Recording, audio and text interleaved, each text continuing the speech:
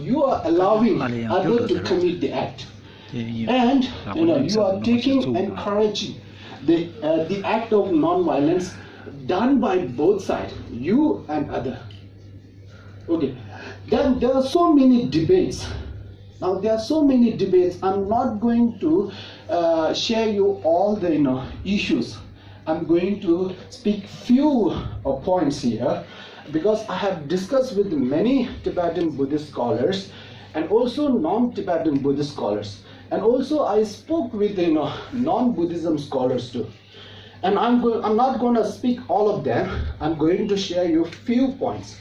First, like when we walk out, we are stepping on tiny species.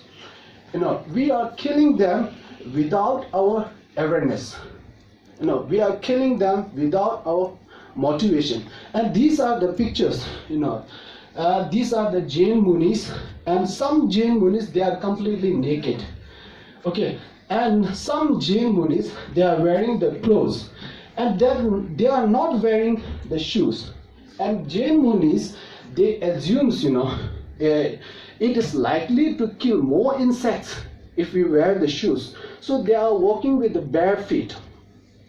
So according to the Jainisms, they think that if we kill something without awareness, without our motivation, it's going to be like the act of violence. Okay, I'm going to show you. Another point is Jain Munis, they are wearing the mask. Okay, and they think that there are so many tiny species in the air. When we speak, it is likely to enter into our mouths, and they are going to be killed. So is it the practice of violence or not? Okay, now let me touch to the Buddhist scripture. In the Buddhist Vinaya text, Buddha has advised to his fellow monks and nuns. Monks, when they were drinking the water, they must use the strainers. At the lifetime of Buddha, there are so many arhats. They have a divine sights. They have a clairvoyance. Even they use the strainers, they still can see so many tiny species in the water. So they stop drinking, and they got a physical challenge, and they got dehydrations. Finally, Buddha advised them again, when they drink the water, they must stop the divine sights.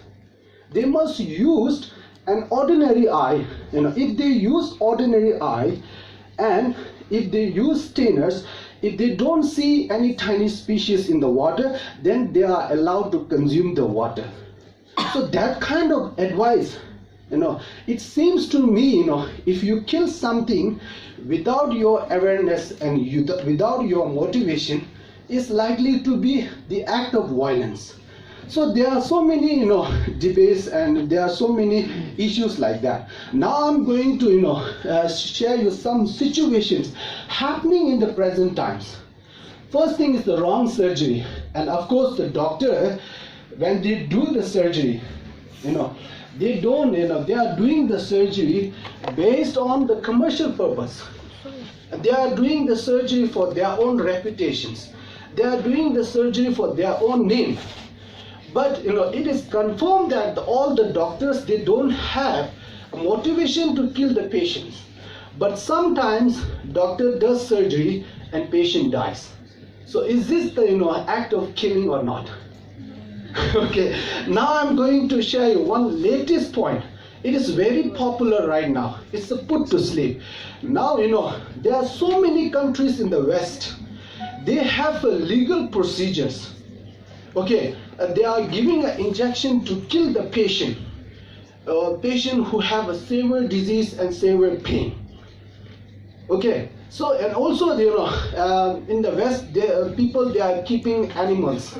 They have a pet, and if they have a problem with their pet, and they have a legal procedure to kill their pet, they are using the injection. So, according to the Buddhist practitioner, as a Buddhist practitioner, and those people who are accepting the next life, okay, suppose that particular guy, he is going to rebirth in the hell. okay, then he is going to, have more suffering than whatever he is experiencing right now in this life on this planet. So if you are giving an injection, then you are sending that guy, directly to the hell. So is this, the practice of violence or not? There are so many issues like that. I'm not going to share all of them. So what is the purpose of doing the practice of non-violence? There are three kinds of persons. First persons, we call them a kipuchungu. Kipuchungu, they are dedicating their life to do the practice of non-violence in aiming of achieving the human life and God being for next life. The another one is the second person. They are doing the practice of non-violence to escape from this samsaric world. Okay, the third person is a kipuchumbo. So they are doing the practice. They are engaging in the practice of non-violence in the aim of achieving the Buddhahood. Now there is a confusion there. People think, their ultimate goal is to achieve enlightenment, but that is not the truth.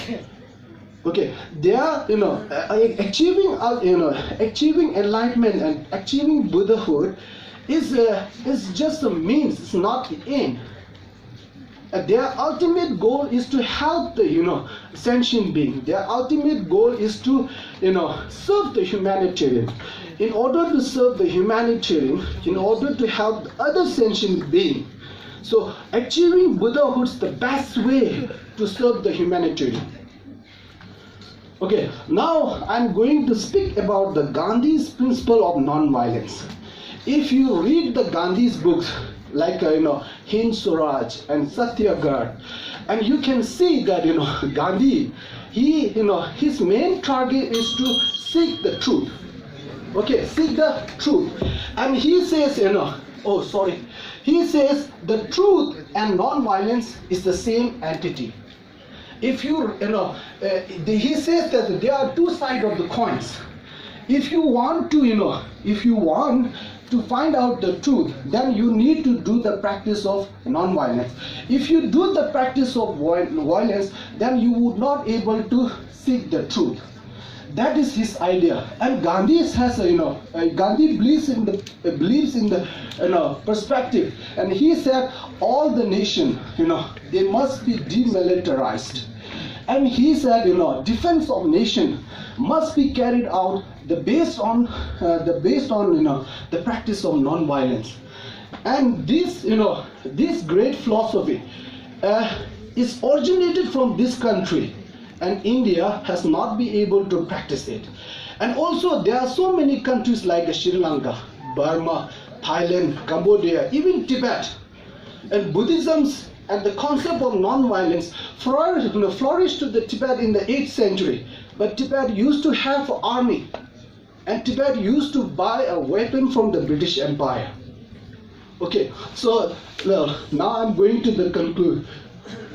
Gandhi has shown in very detail that doing the practice of non-violence is not only for individual spiritual path. It is to bring the justice for society, and it is to bring the freedom for nations, and also in administrating the government as well. And he says it is possible, and he has proven it. Okay, I haven't concluded yet. Thank you.